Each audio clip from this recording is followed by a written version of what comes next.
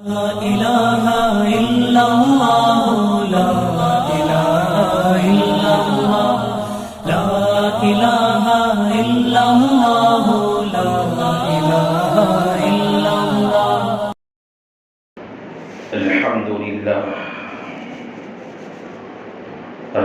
لله نحمده ونستعينه ونستغفره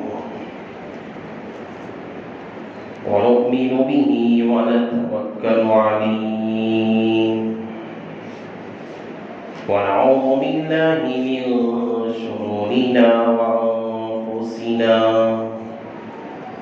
ومن سيئات أعمالنا. من يهده الله فلا مضل له ومن يضلله فلا هادي له ونشهد أن لا إله إلا الله وحده لا شريك له ونشهد أن سيدنا ومولانا محمدا عبده ورسوله صلى الله عليه وعلى آله وأصحابه وبارك وسلم تسليما كثيرا أما بعد فأعوذ بالله من الشيطان الرجيم. بسم الله الرحمن الرحيم. يا أيها الذين آمنوا اتقوا الله وكونوا مع الصادقين.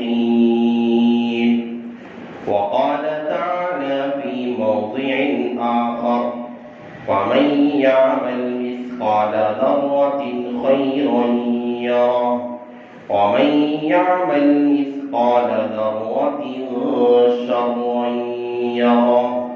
وقال النبي صلى الله عليه وسلم المؤمن للمؤمن كالبنيان أشد بعضه بعضا وشبك أصابعه أو كما قال النبي عليه الصلاة والسلام. رب اشرح لي صدري ويسر لي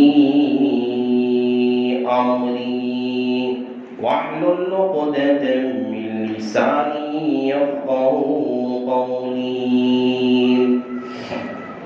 اللهم صل على سيدنا مولانا محمد في أول كلامنا. اللهم صل على سيدنا مولانا محمد في أوسط كلامنا. اللهم صل على سيدنا مولانا محمد في آخر كلامنا.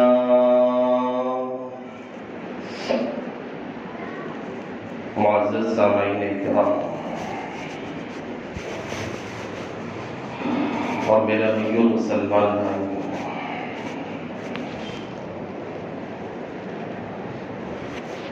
قرآن پاک کا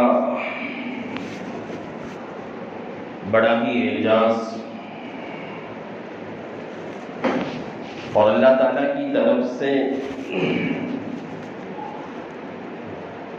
مومنوں کے لیے رحمت کا ایک طریقہ اور ایک اسلوب اللہ نے بیان کیا.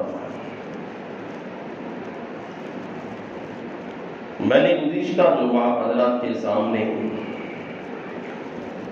جو آیت میں نے خطبے میں تلاوت کی اسی کے بارے میں نے آپ کے سامنے بات کی تھی، اور ایک جملہ باقی رہ گیا تھا. میں نے اسے چھوڑ کے آپ سے کہا تھا کہ آئندہ جمعہ میں اس پہ آپ کو سمجھاؤں. اللہ تعالیٰ نے کہا یا ایھا الذین آمنوا اتقوا اللہ، اے ایمان والو تقوی اختیار کرو، مجھ سے ڈرا کرو، میرا ڈر پیدا کیا کرو. اللہ نے مطلق کہہ دیا. قرآن کا اور اللہ کا اعجاز آپ دیکھیے، اللہ تعالیٰ نے کہنے کے بعد طریقہ بھی بتاتا ہے۔ دنیا میں آدمی اپنا غلام ہے، نوکر ہے، باپ اپنے بچے سے کہے، مالدار اپنے نوکر سے کہے، آقا اپنے غلام سے کہے کہ تجھے دن میں میرے لیے 500 روپیے اکٹھا کر کے لانا ہوگا، کما کر لانا ہوگا۔ اللہ بھی اسی طرح کہہ رہا ہے، یا میرے بندو تقویٰ لے کر آؤ، میرا ڈر میرا خوف لے کر میرے پاس آؤ۔ اگر باپ اپنے بچے سے کہہ رہا ہے کہ روزانہ 500 روپیے کما کے آئے گا، میں تجھے میرے گھر میں داخلہ دوں گا، ورنہ تجھے میرے گھر میں آنے کی اجازت نہیں ہے۔ آقا اپنے غلام سے کہہ رہا ہے، تو اگر میرے یہاں رہنا چاہتا ہے، آزادی تجھے حاصل ہونی ہے، تجھے روزانہ 500 روپیے کما کے آنا ہوگا۔ باپ اگر بچے کو کوئی کمانے کا دھندا اور کوئی کمانے کا طریقہ نہ بتائے، بچے کے لیے دشواری ہوتی ہے۔ وہ آقا اگر اپنے غلام کے لیے کوئی طریقہ نہ بتائے، غلام میں پریشان ہوگا، کیا کماؤں گا، دن میں 500 روپیے میرے لیے کما کے لانا بڑا دشوار ہوتا ہے۔ اگر باپ رحم کے ذریعے سے اگر آقا اپنے یہاں اپنے غلام پر کرم کرتے ہوئے اپنے غلام سے کہے کہ فلاں جگہ کام کر لے، میرا ہی مکان ہے، میری ہی فلاں فیکٹری ہے، میرا ہی فلاں کارخانہ ہے، تجھے روزانہ وہاں 500 روپیے تجھے مل جائے، غلام کے لیے کام کرنے میں آسانی ہوتی ہے۔ باپ اپنے بیٹے سے کہے میری فلاں ہوٹل ہے، فلاں جگہ ہے، وہاں تو نوکری کر لے، تیرے لیے وہاں اتنی رقم مل جائے گی۔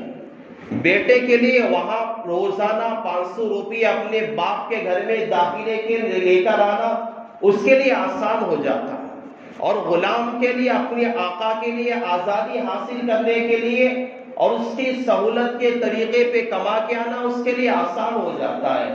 اسی لیے اللہ تعالیٰ نے یہاں پر بھی اللہ نے کہا، بندوں سے اللہ کہتا ہے یا ایھا الذین آمنوا اتقوا اللہ، میرے بندے تقوی اختیار کر، میرے پاس جب آیا کر، میرا ڈر تیرے دل میں ہونا چاہیے، میرا خوف تیرے دل میں ہونا چاہیے، میری خشیت میری معرفت میرے پاس ہونی چاہیے، تقوی لے کر میرے پاس آیا کر۔ اور اللہ تعالیٰ نے بس اتنا کہہ کر خاموش نہیں ہو گیا، اللہ تعالیٰ بس اتنا کہہ کر خاموش نہیں بیٹھ گئے، یہ قرآن کا اعجاز ہے بندوں کے لیے، اور اللہ تعالیٰ کی طرف سے کرم ہے، لطف ہے، اپنے احسان ہے اپنے اس امت پر اور اپنے اس بندوں پر۔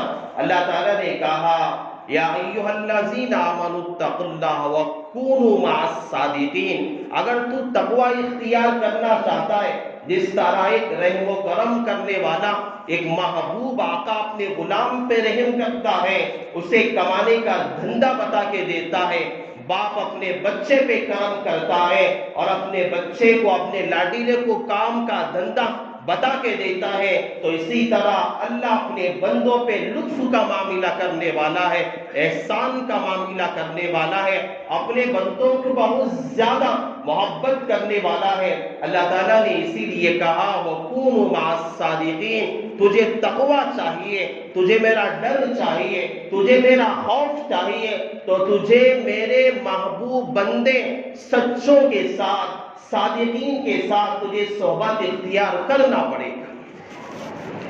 صادقین کون؟ اللہ تعالیٰ نے کونوا مع الصادقین، تقوی ملے گا، اللہ کہہ رہا ہے تقوی تجھے ملے گا، صادقین کے ساتھ اٹھا بیٹھا کر۔ کون ہے؟ کیا سچ بولنے والا ہے؟ نہیں، بس زبان کا سچا نہیں ہے، بلکہ جو زبان کا بھی سچا ہو، معاملات میں بھی سچا ہو، معاشرات میں بھی سچا ہو، اخلاق میں بھی سچا ہو، اپنے کردار میں بھی سچا ہو، ہر اعتبار سے بندہ اپنے اللہ کے ساتھ جو معاہدہ ہو ان چیزوں کے اندر بھی بندہ اپنی سچائی کا ثبوت دے، ہر چیز میں اللہ کا خوف اور ڈر رکھنے والا بندہ ہو۔ اللہ تعالیٰ نے کہا ایسے بندوں کے ساتھ اٹھا بیٹھا کر، ایسے بندوں کی صحبت اختیار کیا کر، جب تو بیٹھے گا اٹھے گا تو اس کے اندر جو تقوی، جو ڈر، جو صداقیت، جو صادقیت میں نے اس بندے کے اندر میں نے رکھی ہے، میں اس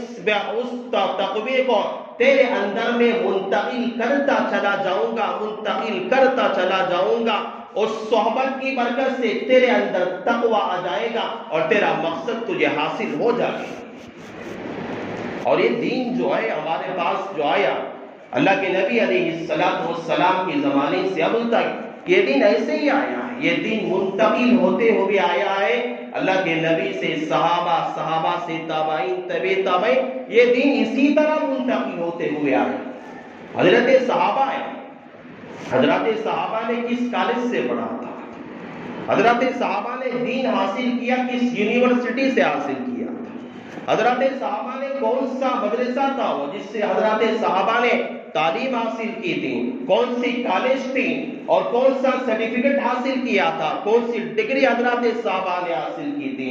ہاں ڈگری حاصل کی تھی.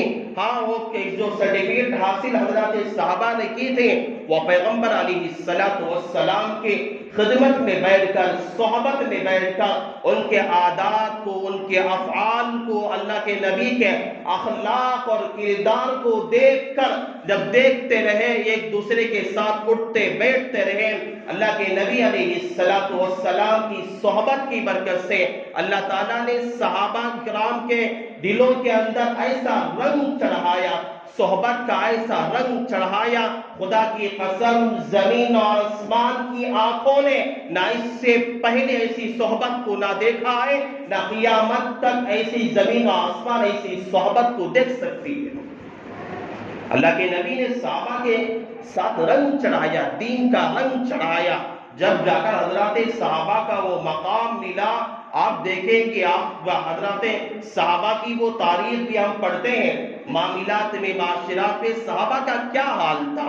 آپ دیکھیں گے دور جاہلیت کی اب جہالت کی تاریخ پڑھ کے دیکھیں مطالعہ کریں احادیث کا مطالعہ کریں آپ کو باتیں ملتی ہے صحابہ کیسے کٹر اپنی جہالت کے اندر تھے. ایک دوسرے کے لیے اپنی تلواریں اپنی چاقو اپنی چھرییں دیکھنے کے لیے تیز ہے یا منڈی ہے یا یہ خراب ہو چکی ہے ایک دوسرے کا سر قلم کر دیا کرتے تھے. صحابہ اپنے یہاں اتنے خطرناک اپنے تھے یہاں جہالت میں ان کے یہاں کوئی گناہ چھپا ہوا نہیں تھا. وہ زناکاری میں بدکاری میں ڈکیتی میں چوری میں ہر جگہ پہ عام تھے.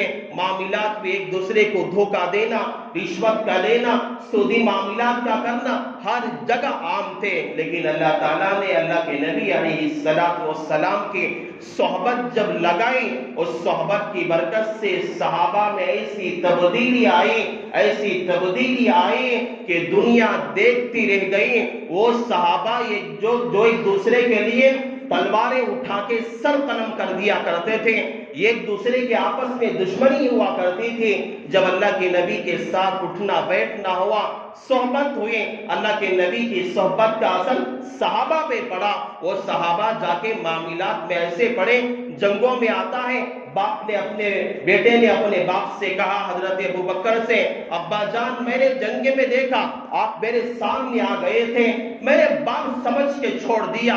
ابوبکر نے کہا کہ جہالت تیرے اندر ہے بیٹا میں دین کے اندر آ چکا ہوں. اگر خدا کی قسم میدان جہاد کے اندر اگر تو میرے سامنے آتا میں یہ نہیں دیکھتا کہ میرا بیٹا سامنے آیا ہوا ہے میں تیرا سر اپنی تلوار سے سر قلم کر دیتا.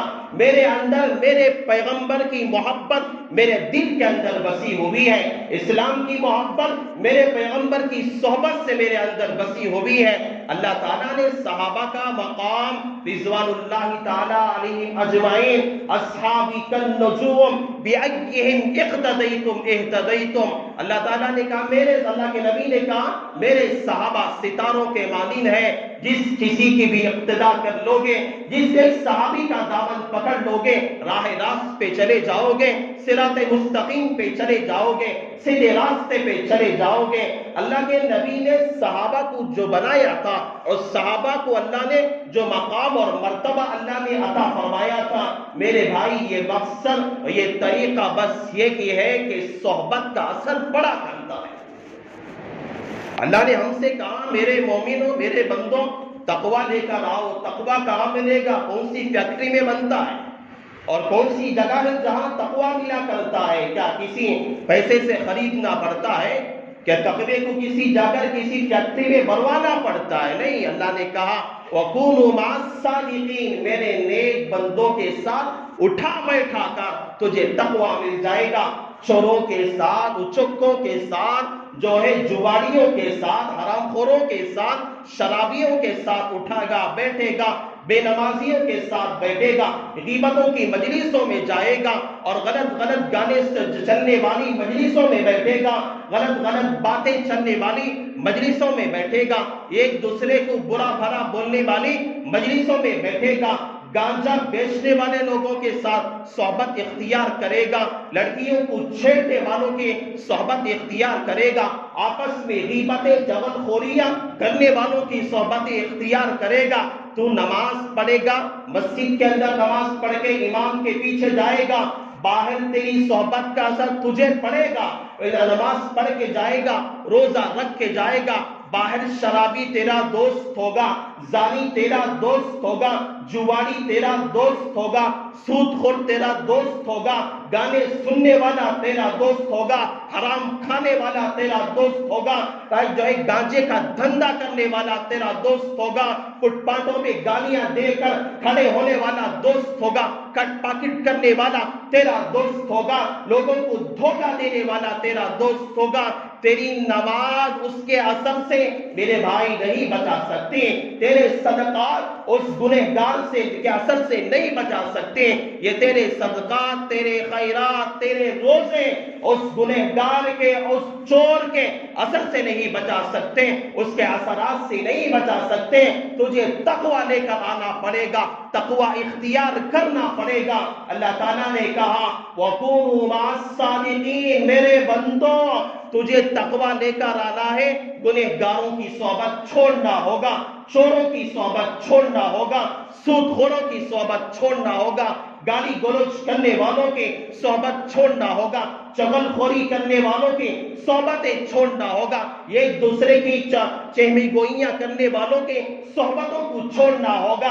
اللہ کے نبی علیہ اللہ تعالیٰ نے کہا وَكُونُوا مَعَ الصَّادِقِينَ، میرے جو سچے بندے ہیں، میرے جو پیارے بندے ہیں، میری قدر میں، میری نگاہ میں جو سب سے زیادہ محبوب ترین بندے ہیں، اس کی صحبت اختیار کرے گا، اس کے اثرات سے تیرے اندر تقوی پیدا ہوگا۔ مجھے ایک واقعہ یاد آ گیا، حضرت ایک صحابی ہے ابو عبیدہ بن الجراح رضی اللہ تعالی،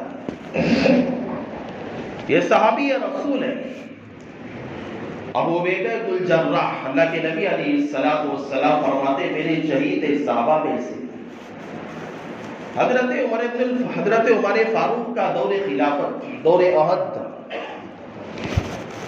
اور وہ ایسا دور تھا جہاں قیصر و کسریٰ کا زمانہ تھا، جس طرح ہمارے یہاں روم ہے، روم کا دور ہے، فارس ہے، امریکہ والے ہیں، جس طرح آج سپر پاور طاقتیں، روس سپر پاور طاقت اپنی جگہ، امریکہ اپنی جگہ سپر پاور طاقت ہے، اس زمانے میں قیصر و کسریٰ اپنے یہاں بڑی سپر پاور طاقت رکھا کرتے ہیں، لیکن اللہ تعالیٰ نے حضرت عمر فاروق کے ذریعے سے ان کی ساری طاقتوں کو خاک میں ملا کے رکھ دیا۔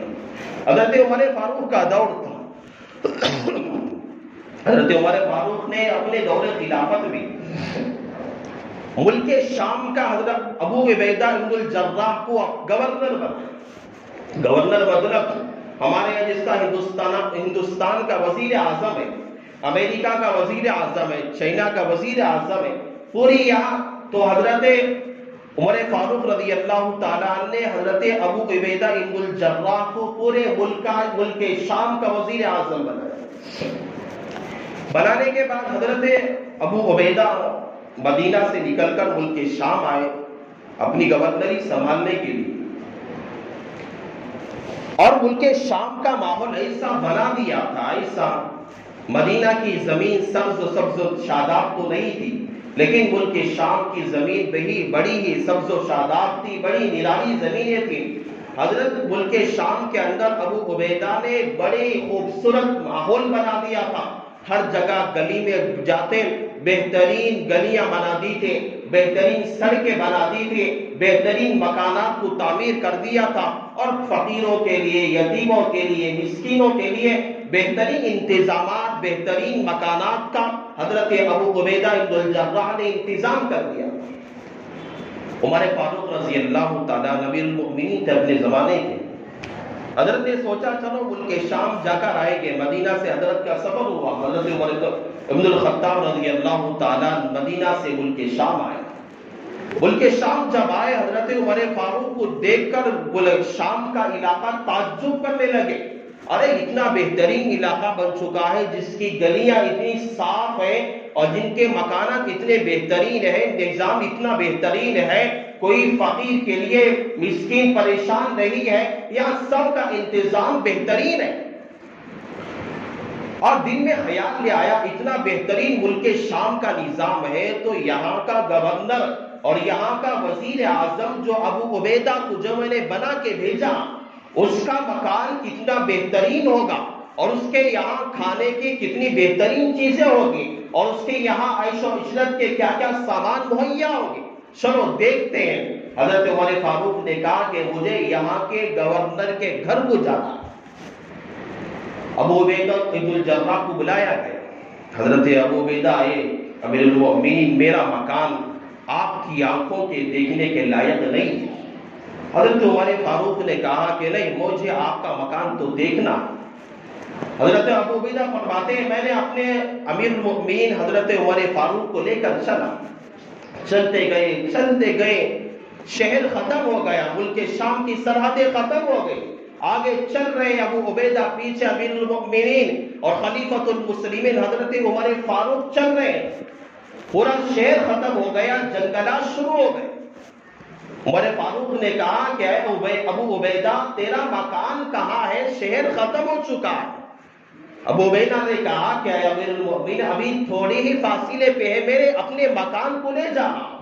وقت کے خلیفہ کا مکان دیکھنے کے لیے امیر المؤمنین جا رہے ہیں۔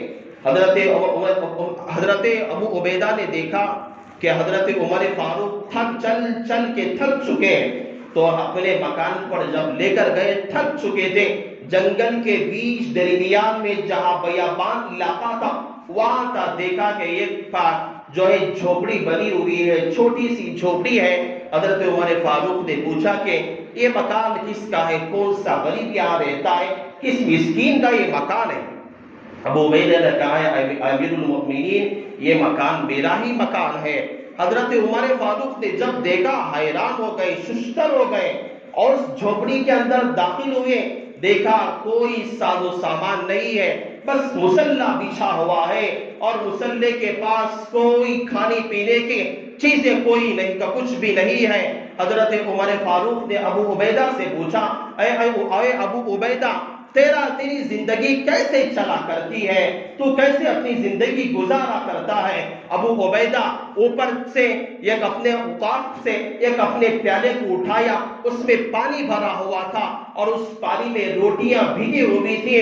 حضرت عمر فاروق سے کہا اے امیر المؤمنین میں روزانہ روٹیاں ہفتے بھر کے کسی ایک عورت سے پکا لیتا ہوں اور اس روٹیوں کو پانی میں ڈال دیتا ہوں اور میں ہفتے بعد اسی روٹیوں کو کھاتا ہوں۔ حضرت عمر فاروق کہتے مجھے اپنی آنکھوں سے آنسو جاری ہو گئے اور کہنے لگا وقت کا وزیر اعظم ہے، وقت کا بادشاہ ہے، ملک شام کا گورنر ہے اور اس کے گھر کے اندر ایک بس مصلی بچھا ہوا ہے، کھانے کے لیے کچھ چیزیں نہیں ہے۔ امیر المؤمنین نے پوچھا اے ابو عبیدہ تیرے زندگی کا سامان کہاں ہے، تو زندگی کیسے گزارا کرتا ہے؟ قربان جائے میں کہنا یہ چاہتا ہوں میرے بھائی، صحابہ کو صحبت نے ایسا اثر دیا تھا دنیا یاد رکھ سکتی ہے، یہ زمین و آسمان ایسی صحبت تا قیامت تک نہیں دیکھ سکتے۔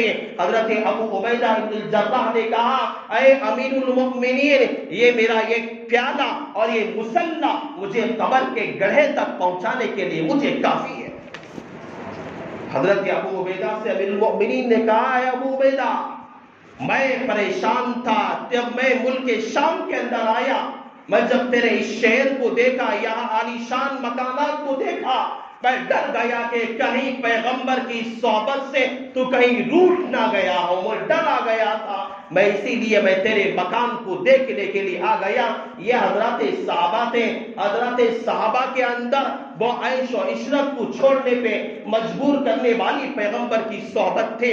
اب بڑے بڑے روس کے بڑے بڑے مالدار، روس کے مکانات اور روس کے جواہرات اور قیصر و کسریٰ کے بڑے بڑے بادشاہات، بڑے بڑے محلات حضرت ابو عبیدہ ابن الجراح کے پیروں تلے تھے۔ کہتے تھے تو بادشاہت ہماری قبول کر لے، ہم تجھے ہر چیز دینے کے لیے تیار ہے۔ لیکن ابو عبیدہ نے، اس صحابی رسول نے جو پیغمبر کی صحبت کو حاصل کیا تھا، اور اس نے کہا میں ساری دنیا میری ٹھوکر کے برابر ہے، لیکن میرے پیغمبر نے جو مجھے تعلیم دی ہے، جو مجھے طریقہ سکھایا ہے، جو مجھے سمجھایا ہے، وہ اس سے کبھی روٹ نہیں سکتا۔ حضرت ابو عبیدہ ملک شام کے گورنر ہونے کے باوجود یہ طریقہ، یہ سلیقہ، اپنی زندگی کا یہ نمونہ بتا کے گئے کہ ایک صحبت سے کیا اثر ملا کرتا ہے۔ تو حضرات صحابہ کو پیغمبر کی صحبت سے یہ تقوی کے اثرات نمودار ہوئے اور ایک صحابی بنے، اور صحابی کے اندر جو تقوی پیدا ہوا، ایسے اعمال انسان کے اندر بھی وجود میں آیا کرتے ہیں۔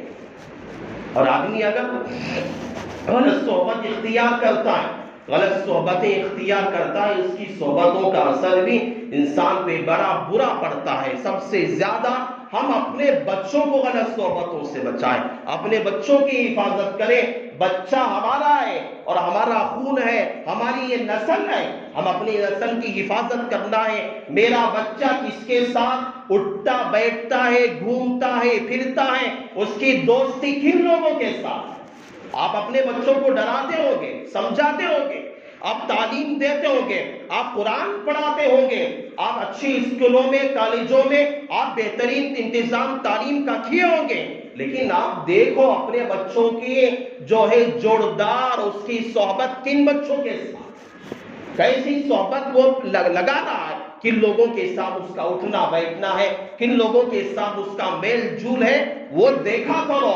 ورنہ تو یاد رکھو، چاہے جتنا اپنے بچوں کو کھلا لو، جتنا اپنے بچوں کو پہنا لو، جتنی عمدہ تعلیم دے لو، جتنا اچھی عمدہ کالجوں میں پڑھا لو، جتنی اچھی یونیورسٹی میں پڑھا لو، لیکن صحبت اگر غلط ملی، اگر صحبت غلط لڑکوں کی ملی، شریر قسم کے لڑکوں کی ملی، اپنی نسل برباد ہو جائے گی، اپنی بچے کی تعلیم برباد ہو جائے گی، اس کی لائف اور اس کی زندگی تباہ ہو جائے گی۔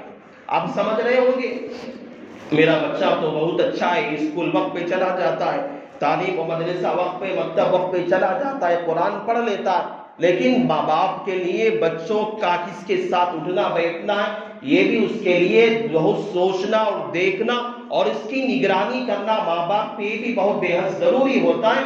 صحبت کا اثر ہر انسان پہ پڑتا ہے۔ حضرت شیخ سعدی فرماتے ہیں، صحبت صالح تورا صالح کنن، بندہ جیسی صحبت کرتا ہے بندہ ویسے ہی ہوا کرتا ہے۔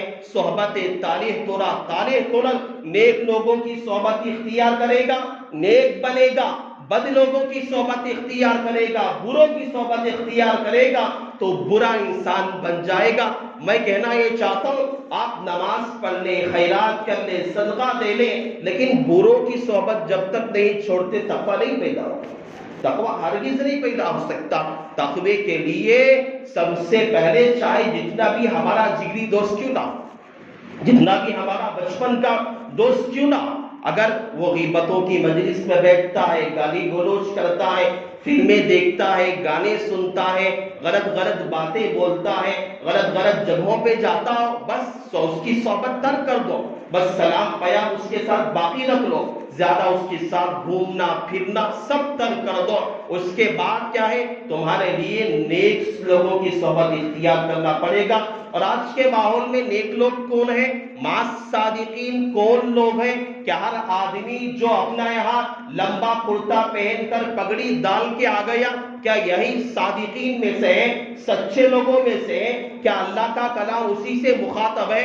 چلو انشاءاللہ آنے والی جمعہ میں ہم صادقین کون ہیں اس کا پتہ لگائیں گے۔ اللہ سے میں دعا کرتا ہوں کہ اللہ تعالیٰ سب سے پہلے اللہ مجھے عمل کی توفیق نصیب فرمائے، اللہ تعالیٰ آپ کو بھی اللہ عمل کی توفیق نصیب فرمائے۔ انشاءاللہ ایک بات تو یہ ہے، ہمارے یہاں مسجد میں جو مکتب چلا کرتا ہے، اب تک تو صبح میں کچھ چند بچوں کے ذریعے سے چلا کرتا تھا، باضابطہ تو شروع نہیں ہوا تھا، لیکن انشاءاللہ آج سے یعنی اب جمعہ سے مغرب بعد سے ہمارے یہاں مکتب مسجد کا شروع ہو جائے گا۔ اس لیے محلے والوں سے میری درخواست ہے کہ جو بچے پڑھتے تھے اور پڑھنے والے جو بچے ہیں ان کی تعلیم کی فکر کیا کریں، اپنے بچوں کو بھیجنے کی کوشش کیا کریں۔ اللہ سے دعا ہے اللہ عمل کی توفیق نصیب فرمائے، آمین۔ وآخر الدعوانا الحمد للہ رب العالمین۔